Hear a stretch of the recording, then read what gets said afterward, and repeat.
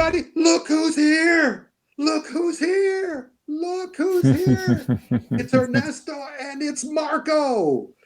Oh, if you may know Marko, you may remember him from all the great movies. But you also, Ernesto was the man behind the camera on some of those movies and will continue to be the man behind. So now they're both with us. Hello, boys. Yeah. How are you? How are you? Welcome, Thank you for inviting us. Well, now that you're here, I'm great. What do you want to start with? Do you want to start with the past, the present, or the future? I don't know. What do you know? Yeah, whatever you guys want. Whatever you guys want, man. All right, then tell Ernesto, you're new. So tell us your life story. Life story. Well, tell us what we need to know, how you became a filmmaker, how you met start Marko. From, I was 10-year-old. My grandmother gave us a camera. I mean, she had a camera, a video camera. And I started trying, shooting stuff, like disappearing my sisters, like that kind of, tricks.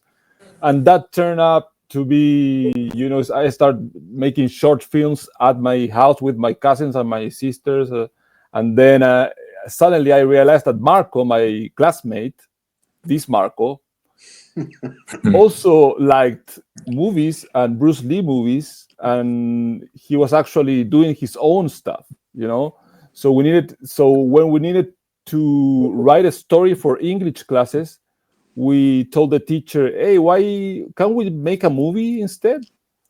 And she said, "Well, okay." So with Marko, we made our first, martial arts movie, a short film for English classes, and that's how it started.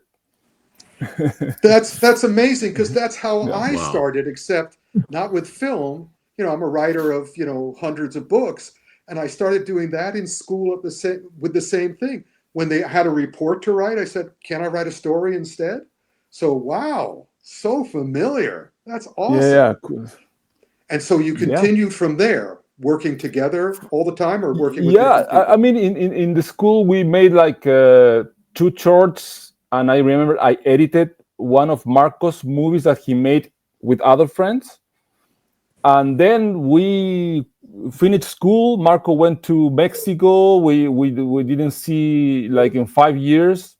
We didn't see each other in 5 years. And when I started studying filmmaking, and when I was finishing, Marko was already making some stunts and some movies in Mexico and in LA already. He was in LA already.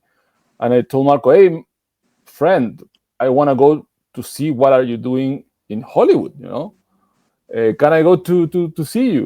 He told me, "Yeah, come here, whenever you want." So I went, I remember, with $2,000. That was all my savings. And I said, okay, with 2,000, I can stay 2 months, and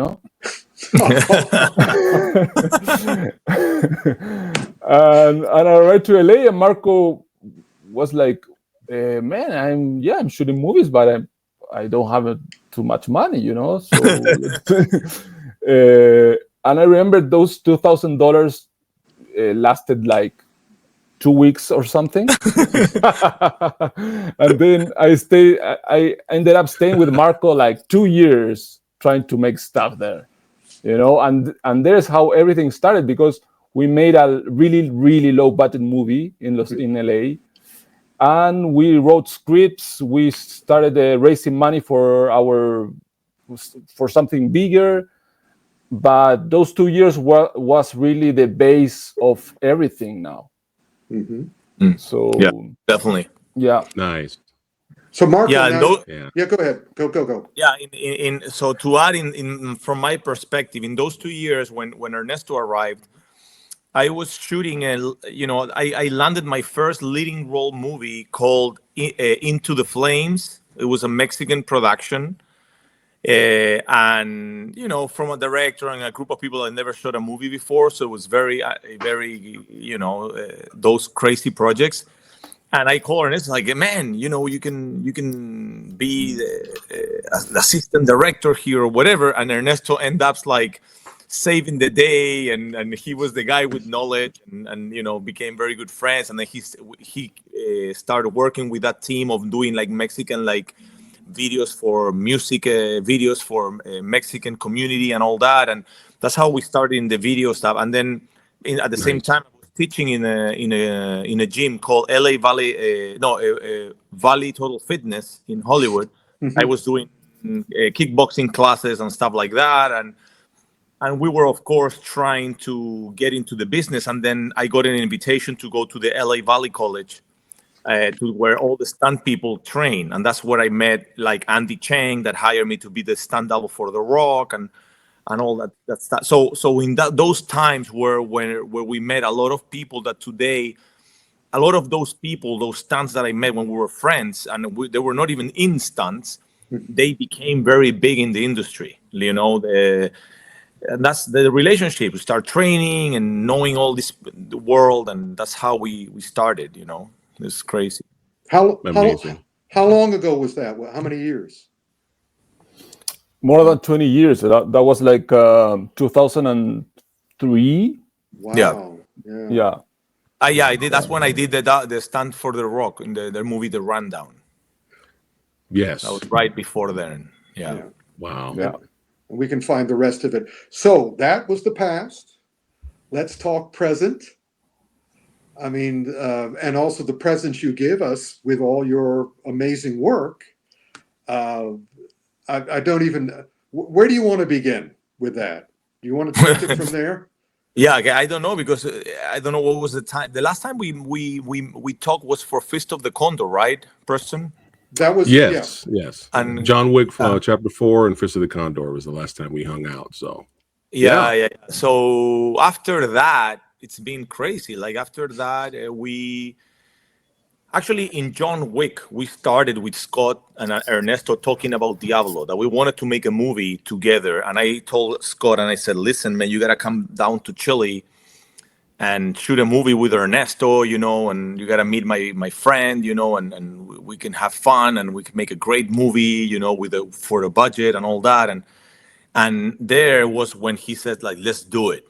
And then we start working with Ernesto. We start planning while I was finished shooting John Wick. Then after John Wick, I got an invitation to be part of Fight or Flight with Josh Hartnett. That movie it's already out and all that. So they offered me this role, and I kind of have to co-create that role again, because it was not meant for me. It was like a totally different role, and we have to like I arrived, I remember, and in 3-4 days we have to like rewrite all my scene. So I sit with George and with the director James, and it was crazy. Wow. We have to create this, and actually always Ernesto helps me with that. He's like my friend, director, coach, acting coach, everything. We work together as a team, and he's like, Marko, you gotta be like a pop star, singer instead of, because the script was supposed to be like a country cowboy.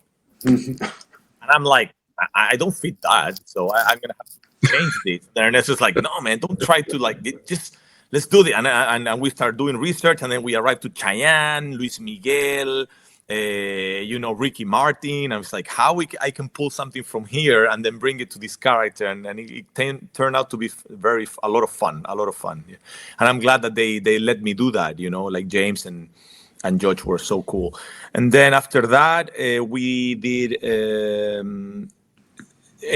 the Killer Games. The JJ called me. It's like, Marko, I want you to bring some flavor. I had this character for you, El Botas, and then he wanted me to do salsa, but I said, listen, no, man, this is flamenco. It needs to be flamenco. Flamenco is passionate and very dramatic, and I kind of come up with a story of like a backstory of this guy that has this love, and that's why he dances to remember his love, and he's killing these people through dancing. It's like so, and then it turned out to be a lot of fun, and then at the same time we were moving forward with Diablo, working on the script, and then doing pre-production and all that, and then I did the movie Affinity. I shoot Affinity, a movie that it was actually my first lead role in English, and I kind of wrote the script, So we ended up shooting that in Thailand, and then we did Diablo in Colombia,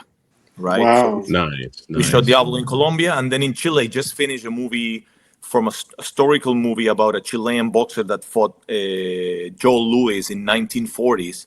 So I got to tell his story, and did this Amazing. this story. So yeah, it's been crazy. What, Very Nice. happy. what can you guys tell us about Affinity? Well, Affinity, it's not. I don't want to like give much yet because Okay. it's still too early. But what I can say is, of course, we work as a team too. It's a script that I wrote based of all the influence and all our passion that Ernesto showed me a lot of good movies and good cinema. Like when we met, I was just the knucklehead that likes martial arts, but he shared that passion with me with good cinema, and I share my passion of martial arts to him. So he started looking at martial arts films, and that's how we connect, right? So in this movie, I wanted to bring this kind of all my movies that I like into this story, and so I end up doing the script, and then of course, then he was in charge of the post production, so he edited the movie for me, and he kind of did all the post production design of the movie. So he didn't direct it this time because of timing, didn't work out. It was directed by Brandon Slagle. Yeah. Shout out to and- Brandon. Shout out to him. I had him on the show a while back. Yeah. Yeah, so that movie, so it's my first lead role. I'm very happy. It's very exciting. Yeah. And and then Awesome. we'll talk more soon. I'm sure there's going to be released a trailer that you guys going to be able to see. And it's released. It's distributed by Wellgo. I don't know if they're going to kill me because I said this. Maybe they're waiting to do like a announcement officially or something. Just check with Brandon so he doesn't. So with Brennan, so he doesn't kill me. Oh yeah, we'll definitely. Well, we're working do with Brennan. Brennan, yeah. For the whole Comic-Con thing. Yeah. Oh, great. And I think they didn't want to overload it with world premiere trailers because they're already giving us 2 world premiere trailers for the Comic-Con this year. So we'll see when they've scheduled Affinity 4, and maybe it'll be next year, or maybe we'll see. Yeah. No. I think the release of the movie is gonna be, early, like September, late September. Oh wow! Oh wow. So Yeah. Okay. I will double check and see if we can Double get check with that. him because it will be Yeah. very good to show the trailer with you in Comic-Con. Maybe Yeah. he has something planned there. I don't know. I'll double check. Yeah, let's Either all way, double check. Marco, you'll be back here on the show, and we could debut the trailer right here, baby, like we usually do and talk about it. But before we give the audience that's watching this right now a little taste of Diablo, I got to rewind a little bit. Ernesto, brother, so talented. My introduction to both of your works, we're going all the way back to Mirage Man. I mean, Kill Troll blew me away. The action at the end of Kill Troll blew me away. And Mandrill was just so much fun. And before we got to Fist of the Condor, Redeemer was my favorite movie of yours, both of you, before, Fist of the Condor came out. I love Redeemer. Probably has one of the best one-on-one jiu-jitsu fight scenes I've ever seen in Redeemer. So good, so good. But we were lucky enough with Rick and Frank Jang's help, we were lucky enough to be able to show a clip of Fist of the Condor to the Comic-Con audience a few years ago, and they loved it. They really loved it. So I have to ask, since we have you both here, is it a possibility in the future we can get chapter 2 of Fist of the Condor? Well, yeah, that's what we want. We need that movie. We need to finish it. That we started thinking that was going to be the whole story shot, but the pandemic was so hard. Was difficult to finish the whole thing. But obviously, we want, man. We love the story. We love I love it. We love how pure martial arts it is. It's our purest martial art movie, of all. So well, Brennan, you guys have to work on Brennan. He got he wants to do it. It's gonna happen. I'm waiting for that. Let's go, Brennan. We will definitely work on it. But in the meantime, that's his side. That's his side of the thing. I say, hey, I want the sequel for Diablo. I want, Yes. with only one of the two characters in the sequel. Yes. I want you to pull a Terminator, because you already did it. Spoiler alert: at the end of Diablo, two villains seemingly die, but only one is seen, and the other one is gone. Yes. And I want that movie. That's Yes. the movie I want. Yes, And we do, for sure. But speaking of Diablo, speaking of Diablo, let's give the audience a little taste right now, baby. Let's go.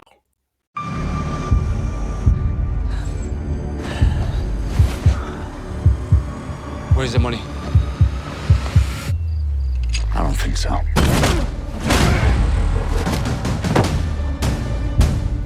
Hey. Hola, papi.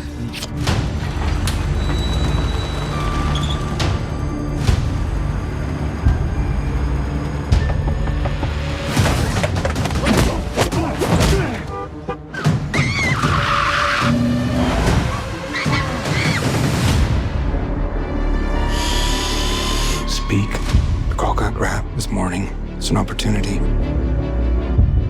Now listen to me. I'm not here to hurt you. Don't do anything stupid. Don't kick me. Who are you to tell me what to do? Okay. Stop running! I want you to see something. I was friends with your mother, but I'm telling you the truth. Prove it! Her mother has been dead for 5 years. I know. I think Vicente killed her. He took everything from me.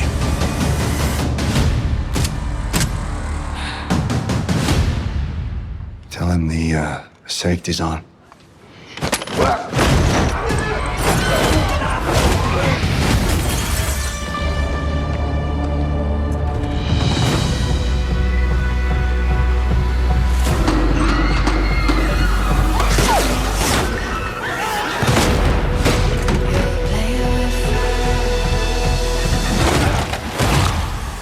Alicia!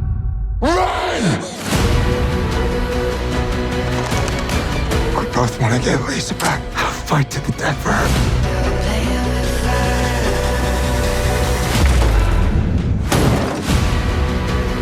Who is that psycho? I hired him for a job, but he crossed the line.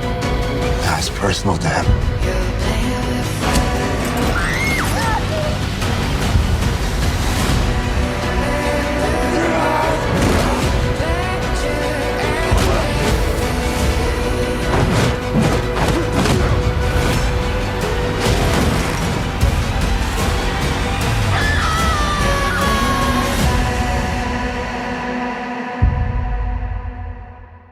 Yeah. Nice. Oh yeah. Chills, thrills, and the spills. I keep having people message me, Marco, even to this day. They're like, dude, Diablo's on my list of favorite martial arts action movies of the year. Nice. Yeah, on their list. They really enjoy. My question for the two of you: how did you create that character? Marco's character in that movie. I love Scott. I've known Scott for as long as I've known you, but you steal that movie hands down. I mean, the energy coming off you. Scott's character is, nice, but, very fatherline and gets punished. You, every single scene that you're in, I just sort of go, staring at you the whole time, just watching every move you make. How is that character created? Yeah. Well, it was a process. I think it started. I don't know. It's like first it was. Remember, there was a process, but was a key moment in the pre-production. Remember, Marco, when we didn't know, because it didn't have a backstory or a background, so we needed to understand from where is this guy coming from. So we decided to go for a walk in Bogota, in Colombia, with Marco. Just have a long walk, and we talk about this, about this character. And I think the 90% of that character was born in that walk. Remember, Marco? Yeah.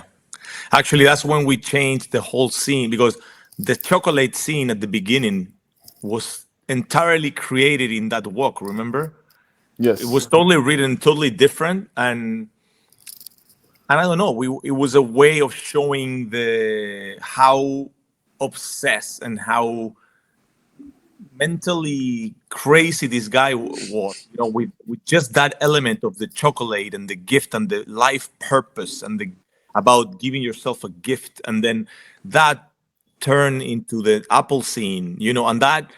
And that all was created on that walk. It was pretty cool. And it came actually from something very, very truth, that I love chocolate cake. This is my thing. It's like I love chocolate cake, and we wanted to how we can create something that it's so simple, but at the same time it's so real. Like for me, I have an obsession with chocolate cake. I love chocolate cake. I could be in the worst diet, in the craziest diet, but you put a chocolate cake in front of me, and that's my kryptonite. It's like that. So that's when we start like, well, this is so, and then we start going into the deepness of how we can use this, and yeah, of course, it's like Ernesto always like. I remember back then, all the movies that we used to watch at when we were living in LA was all these horror Asian movies. Like I Saw the Devil. Audition. All these crazy movies that have this atmosphere of like you're just seeing like a little bird, and you're like afraid. Like for some, because the music, the way they move the camera. So Ernesto was always good on this, and we wanted to bring that element of horror into a movie like this. And so he wanted to do it through this character. So we wanted to know how we can make this work. And then actually that was in the pitch. Remember when we made that video with Scott to sell the movie? To sell the project. We talked about that in that pitch. We wanted to bring a horror element to the martial arts genre. That was totally planned, And I remember also talking with Marko. We gotta make a character like coming from a Takashi Miike's movie. This guy is from a Takashi Miike's movie. And it has something. Sometimes you feel that. He also comes from a James Cameron movie. This guy is the Terminator. Yeah, I mean, and that also was totally conscious. The Terminator reference. I mean, the mirror scene is 100% Terminator, and also No Country for Old Men, Bardem's character. Yes. Those were our two main references for the character, definitely. Oh, and by the way, before I forget, when we get you back to the San Diego Comic-Con, Marko and Ernesto, have we got a chocolate cake place for you? Believe me, we have just, yeah. Anyway, okay. Well, there we go. Well, so, yeah, go ahead. Well, let's have a little bit more fun here. I'm going to bring up the trailer again, and by all means, give us some behind the scenes BTS from both of you on the creation and the making of it. If you don't mind, let's have some more fun. Ernesto, how long did it take to film Diablo? 24 days was the shooting. Wow, great. Wow. Yeah, well, it's pretty short for a martial arts movie because, you need a few days to shoot a good 3-minute sequence, Yeah. So was really tough, was really tight. I maybe the main challenge of this movie was make this kind of action with that time, with that little time. Was really tough. Well, I mean, we really put all our hearts in this, in creating this and working on in every scene. We didn't sleep to make this movie happen. Really. Yeah. I remember knowing that. I was very. How do you say? I didn't want to negotiate the fact that we needed to do rehearsals. So those rehearsals time were very tough. Like we were like 2 weeks or 3 weeks, like doing previews, like 7 hours a day, 8 hours a day with the stunt team, Legionarios. They did an amazing job. So a shout out for Legionarios stunts in Colombia. I brought 2 people from Chile, and we did all the rehearsals and all the previous with a cell phone. And then I arrive in the night, edit the fight, put sound, talk with Ernesto, make adjustments, go back to the gym, do the previous. So basically, when we arrived to the set, it was just a copy paste. That was the only way we could accomplish these scenes, on the little time. And hopefully in the future, if the distributor allows, those previous, we have them. So maybe you guys can show it and do parallel of how the previous looks versus the final product. That's pretty cool to see, because people get an idea of the process of creating a scene like this. Yes, yes. Well, speaking of pretty cool, this shot of the lair, this is amazing, Ernesto. So good. Yeah, our DP Nicolo de la Fere was so amazing. I mean, with these, beautiful shots and also with the camera movements. He's a martial arts guy. He knows how to move with the actors, with inside the fights. He has his own grip, made for shooting fight scenes, and he's also a martial artist, right, Marko? Yeah. So he understands timing about combos and choreography, so that's very important, and it's very hard to find, Yeah, to get to the point, that you need to be where the punches land, And as I recall, you did the choreography for this, Marko. Yeah.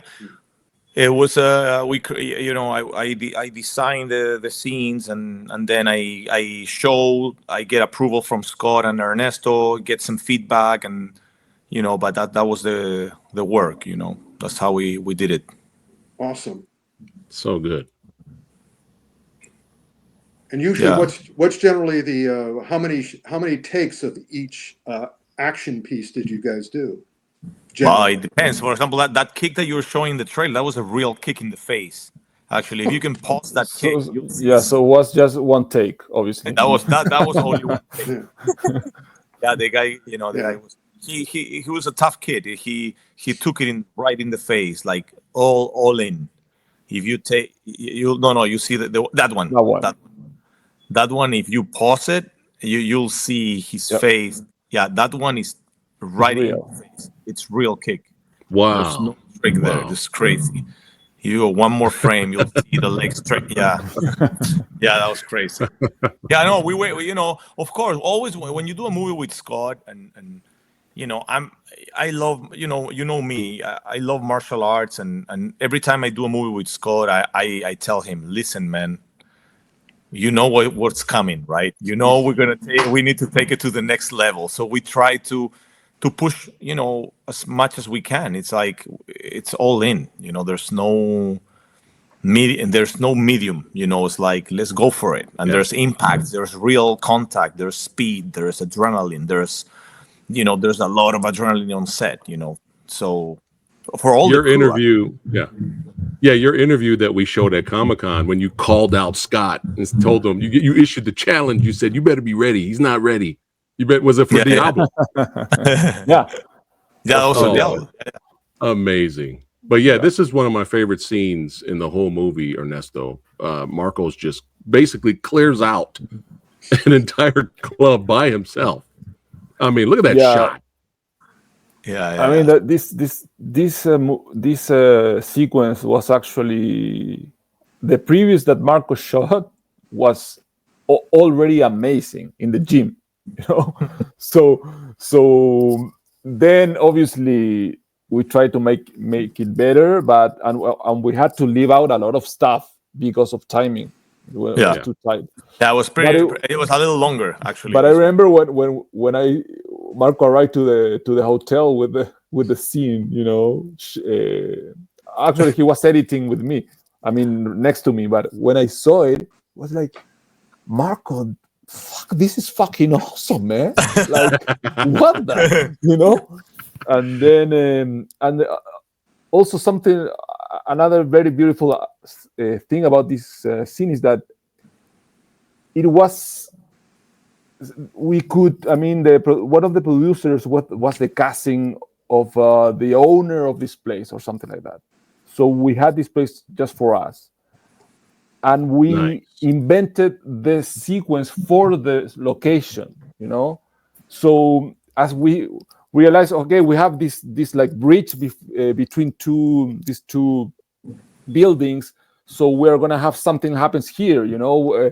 The other building had this window with the car, you know, with abandoned cars in the first floor. So we said, okay, so for some reason, Scott got to tackle Mark on the fall, you know, to this car, and so we created the whole thing because we had that location. Same thing happened with the last, the final sequence in the industry, in the abandoned industry. In the script was just a one-floor warehouse, but when we discovered this location with this huge tower and this ramp, you know, we rewrite the scene to make it happen in this place, you know. Yeah. So. Yeah, and that's you know, that's how Ernesto. I think that's very important to kind of bring out, because when you are making this type of movies, right, you need to be able to adapt, like be water, my friend, right? Yeah. Why? Because you don't have the money, and suddenly you arrive with a script, and the script doesn't. It's just a script. But how you have the ability of bringing that script and adapt it into this scenarios that you have because of your budget, and to make it look even better and to grow, instead of, oh, we just was able to get this, not this.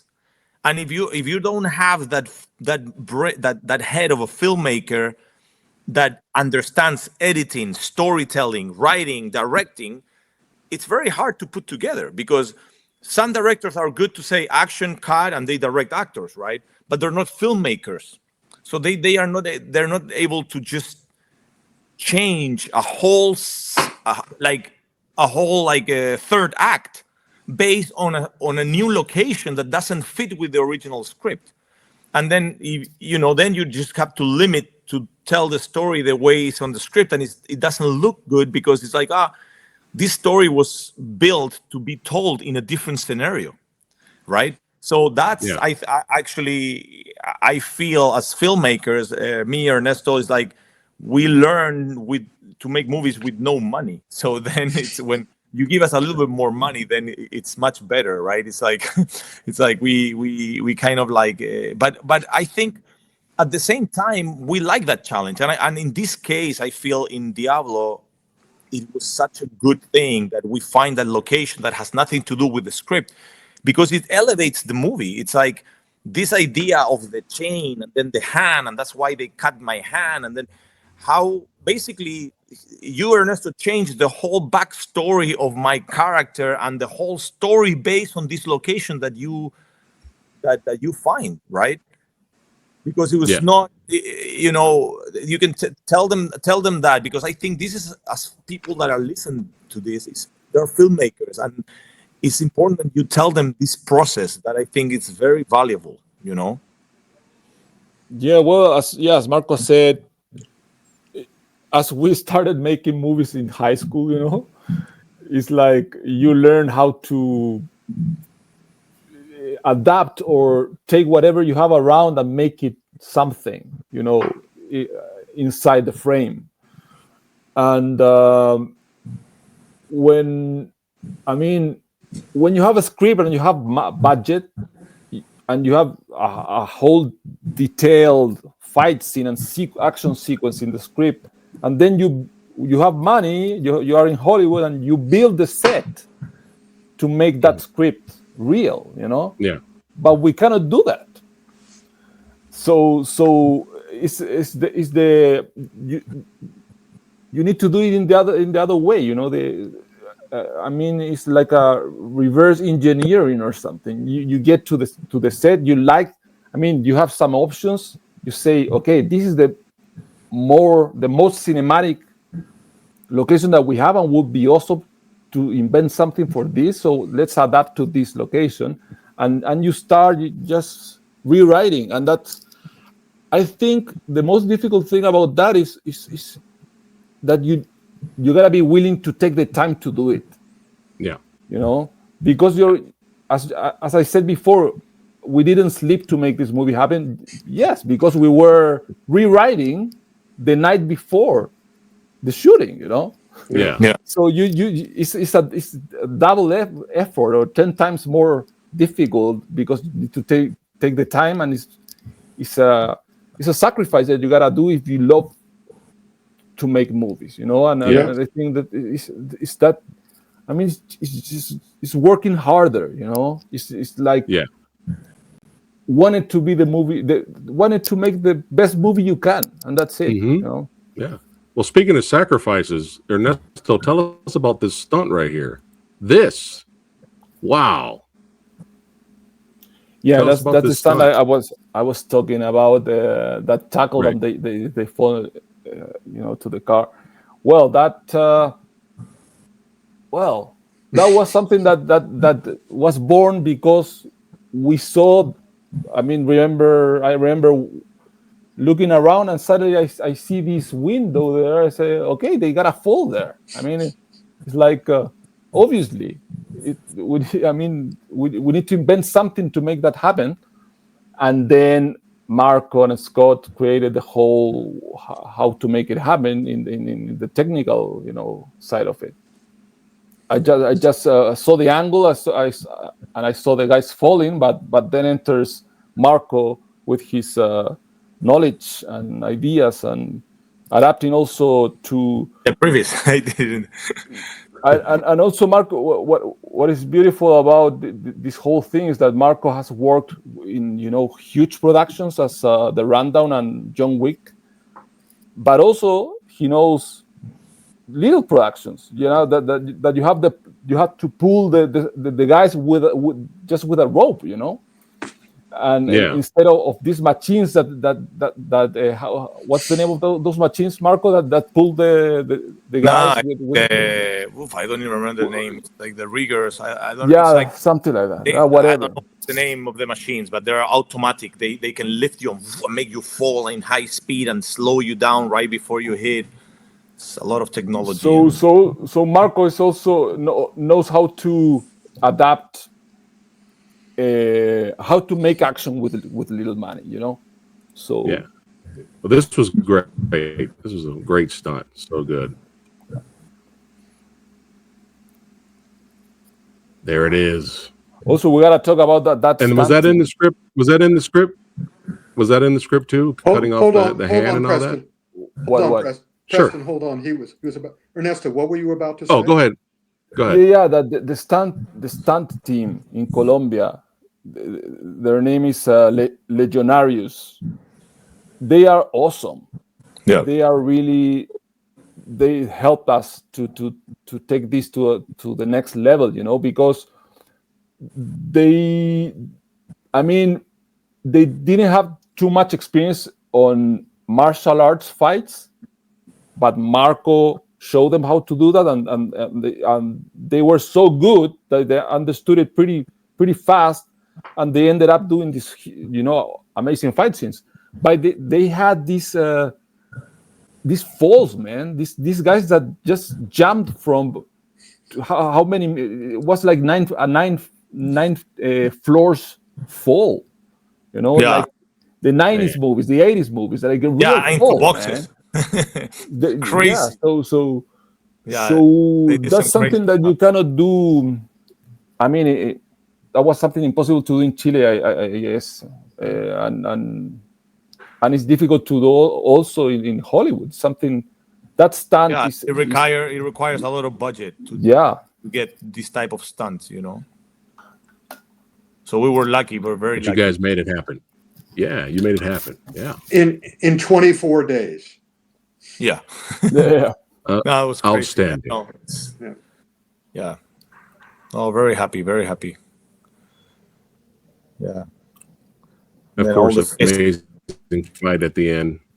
Fight. Yeah, I wanted to bring that realism element, but of course I have a metal fist, so I stand, the guard, the metal fist was in the left, so I can like be more like a, ¿cómo se dice? Espadachín, like a lead hand, like a jab, a lot of jab, pow, pow, boom, because I wanted to hit you with that metal thing. So that changed the whole dynamic of the choreography.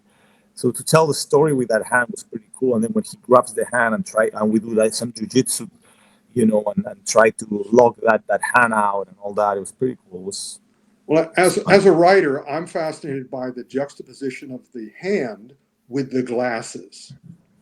Where did the idea to come to have the hand, but also to have him wear glasses? That was also in that walk. Remember, Marco, when we get to the glasses, when we got to the glasses, because without the glasses was too similar. Was the idea of the look for the character was more like a Terminator, like something explicitly bad. Right. So we needed like tune it down a little bit, like a evil accountant, something like that. That's great. That's what I was hoping it would be. Yeah, I remember saying that. Remember, Marco? Yeah, and then actually that's how I choose the color of the shirt. Like at the beginning, they show me all these black wardrobes. Like, no, that's too cool. It cannot be that cool. You need the green. Kind of like this. Well, yeah, the green was like looking for some like Flanders. Like an evil Flanders. Right. Yeah. Evil Flanders. Yeah. And the haircut, of course. And the hairstyle was something that when Marco, I don't remember what's your idea, or maybe yes, but when Marco, I saw that he was willing to do it, to cut his hair like that. I was like, yeah, man, that's you. Yeah, you really love this shit, man. Yeah, the thing is that I was like, it's like how I can look like the totally non-hero, non-cool guy. You know what I'm saying? It's like, for me, it's like I didn't want to look cool. I wanted to look weird. Like I wanted to look uncomfortably kind of, and I'm very physical guy, right? Because of martial arts. So the way, that's why we went for a long walk. Because remember, Ernesto, when we were talking and we were like discussing the scene, and then we were going through the lines, so we were coming up with the idea of the chocolate cake. Then right away, my walk, my shoulders start like moving a different way, and then my mouth start like sucking in, like kind of like a disgust kind of feel, and then physically, I start understanding how this guy walks, how this guy, and then I'm not. This hair that I have is too cool. I need it doesn't fit with what I, it's weird. Yeah, I remember we were walking. Marco stopped. Like, look, Ernesto, look this walk. It's like, it was like, yeah, man, that's it. and then when we were shooting the scenes in the actual set, I used that. I mean, I always remembered Marco, the walk. Really, the walk. So that was the way of how he get to the character every day, Yeah. A little walk and then throw the line, that was the way to make the switch, Yeah. So good. Phenomenal. Amazing. Oh, I'm exhausted. Well, that's what happens when we have too much fun talking movies, man. It takes a lot of energy that these guys have to make these awesome action movies happen. And we could talk to both of these awesome gents all day, but they got movies to make, baby. Well, that's right. Question. We had the past, we have the present, now the future. What is there anything you can tell us that we should be patient for outside of go ahead. Yeah, well, we have Affinity, and then I have The King of the Ring. Well, no, actually in English it's Dancing in the Ring. This is the story of Arturo Godoy, the Chilean boxer. Remember I told you that fought Joe Louis in 1940s. Fought the world title in Madison Square Garden. And and that movie also we worked together. I designed the action with Ernesto. He did camera for me, and we kind of did that together. So yeah, and Ernesto's writing a new script now. It's a surprise. It's gonna be another movie that we're gonna put together. It's a little secret. Yeah, the only thing we can say is that we still friends with Scott and Marko, and we want to make more movies. So let's go. Let's go. Let's go. And this is gonna be surprise. This is gonna be different. All right. This one is gonna have an element that none of the movies that I've done or we've done together had before. But I just leave that there, so you guys can think about it. But yes, I'm very excited. I'm very excited. Looking forward to it. This one is going to be dark. Ooh. All right. Yeah. All right. Well, we shall see. Well, gentlemen, thank you so much again. Always a pleasure. I don't remember whether this is our third or fourth, but it's not going to be the last. So keep up the great work and carry on with style. Thank you, sir. Thank you guys for supporting us. Really. Thank you, man. Thanks for the support. Thank you so much. Yeah.